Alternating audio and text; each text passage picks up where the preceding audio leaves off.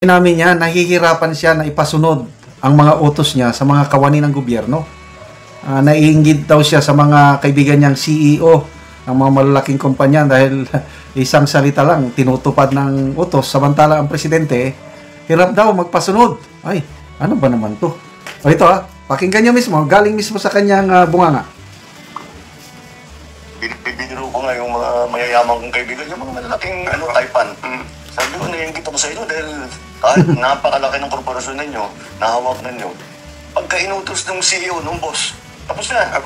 Pagka ako nag-utos, marami pa akong kukumpinsin.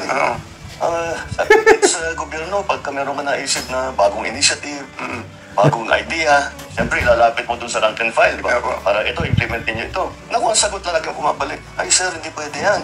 Baka makuha kami. Patuloy naman. Dahil patong-patong ang mga batas natin eh. Binibiro ko nga yung mga mayayamang kong kaibigan. Sa pa? Malaking taipan. Sabi ko, naiingit ako sa inyo dahil kahit napakalaki ng korporasyon ninyo, nahawak ninyo. Pagka inutos ng CEO, ng boss, tapos na. Pagka ako nag-utos, marami pa akong kukumpinsin eh. Sabi dito sa gobyerno, pagka meron ka naisip na bagong initiative, bagong idea, siyempre lalapit mo dun sa rank and file, diba? Para ito, implementin nyo ito. Naku, ang sagot na lagi kumabalik, ay sir, hindi pwede yan. Baka makuha kami, baka patuloy naman. Dahil patong-patong ang mga batas natin eh. Dali Binibiro. Patong-patong mga batas natin. Okay, unahin natin sa yung corporate world. Nasubukan kong nagtrabaho sa isang multinational company. Consultant ako, export quality bananas ang produkto. Napansin ko nga, napaka-efficient ang sistema sa corporate ng mga malalaking kumpanya. So, ito yung sinasabi ni Pangulong Marcos Jr. na naiinggit siya sa kanyang mga kaibigang CEO. Tapos siya, presidente, nahirapan. Bakit? Okay, sa amin naman sa military, sa AP, wala akong na-experience na ganyan. Kasi, iba ang kultura namin.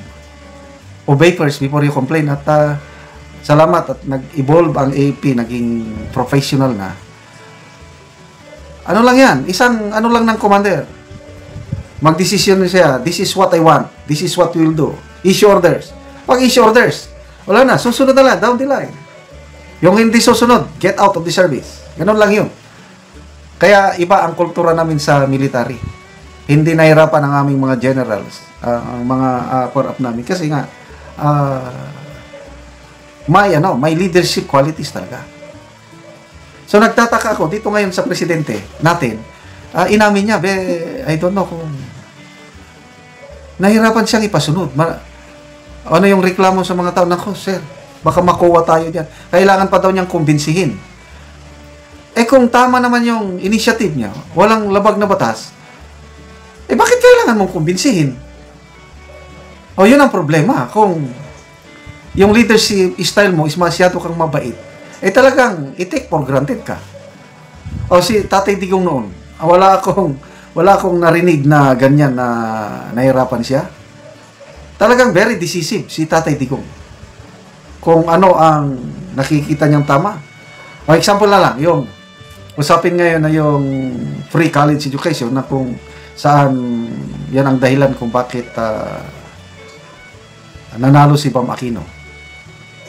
Narinig ko mismo si Bam Aquino nagpasalamat kay PRRD. Bakit? Yun daw, batas na yun, against, hindi pumayag yung mga cabinet o economic managers ng Pangulong Digong noon. Kasi daw, unsustainable o walang funding whatsoever. Kaya lang, sa tulong ni si Presidential Assistant Bongo daw noon, si Bongo, nagpaliwanag ang CHED, chairman, kalimutan ko yung chairman ng CHED, nagpaliwanag, prinesent ng ganun. Nung naintindihan ni Tatay Digong, ito na, despite yung objection ng kanyang gabinete, pinirmahan pa rin niya yung batas. Ganun ang leader. Pinirma niya kasi naintindihan niya Problema yung funding. Ito na, political will. Find the way. Maghanap ng pondo. Basta gusto ko. Kasi nakita ni Tatay Digong, marami ang makikinabang, makakatulong sa sa mga pobreng estudyante. Kaya yung lakas ng political will niya, pinirmahan niya yung batas na yon kahit object ang kanyang cabinet, tapos pundo, maghanap kayo. Oh. Ganun lang, maghanap kayo ng pundo. Oh, di nakahanap. Ang daming nakikinabang ngayon. Ganon din sa amin, yung pag-upo niya as president, dinobli niya ang sweldo ng mga active police and AFP members. So kaming mga retired na ako noong 2015 ako nag-retire. 16, nagpresidente siya. So kami, kasama kami sa increase, yung pension namin, madubli rin yung pension. Eh, walang pundo daw, sabi ng mga DBM, whatsoever. Wala. Sabi niya, it's a law, sabi ni Tatay Digong. Kasi may batas na pinirmahan ng dating Pangulong Marcos Sr.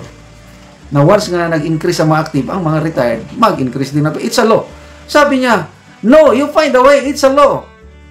Otherwise, tanggalin mo yung batas na yun, i-repeal mo. Habang nandyan ang batas, ipatupad nyo, maghanap ng pundo. Ganoon. O, naghanap ng pundo. Nakahanap. O, di nadoble ang aming pensyon. Kaya ang daming mga retired ngayon, katulad ko, pensioner, na makadigong, I tell you. So, ano itong sinasabi niya na nahihirapan siyang mangumbinsi? Okay, magbasa tayo sa mga comments. Kuya Kingpin, wala kang alam. Jason Fernandez, ito po, mawalang galang po. Ba't di mo aminin na wala kang alam? Ay, nako. AFM Francisco, tawag niyan, sir, Tanji, di ba ganon? Tanji. JC Tumakas, mahina ka kasi. Warren Anover, ubob ka kasi. Armando Galang, wag na makinig, mabubudol na naman tayo. Anthony Diaz, bakit kailangan mo ng aprobasyon nila? O, yung approval ng nasa baba nila kung ikaw ang pinuno ng bansa, kaya hanggang ngayon wala ka pa na magagawa kasi wala kang autoridad sa mga tauhan mo. Basahin yung mga comments, ang daming comments na about weakness. Villamor EGR, what you say, show your weakness. Gilbert Galaneda, wala talaga, nabudol lang ako sa iyo. Sama video kay Kawawang Pilipinas, di pala niya alam paano ang kanyang gagawin. Okay. Salamat mga kaibigan sa inyong pagsubaybay sa ating channel.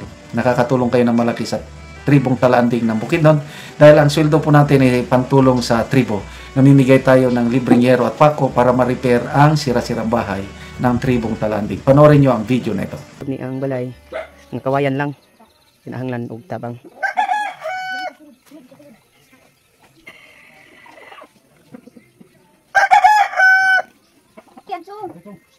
Ayo! Gayon sa mong balay, kawayan ra. Mahingod to. Nga kalaka na gani among kuan, atok nga kawayan. Ay, kawayan ra nga atop.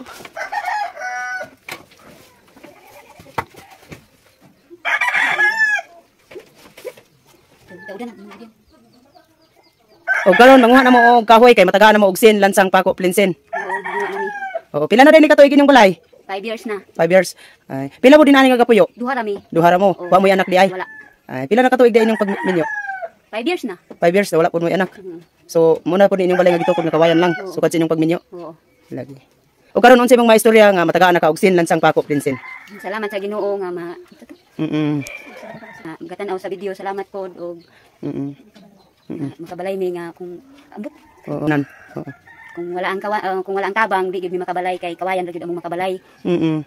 So karon matagaan na mo makatukod na mo og bagong balay. Oo. Manguha na mo kahoy. So salamat kayo. Salamat. Oo, sige.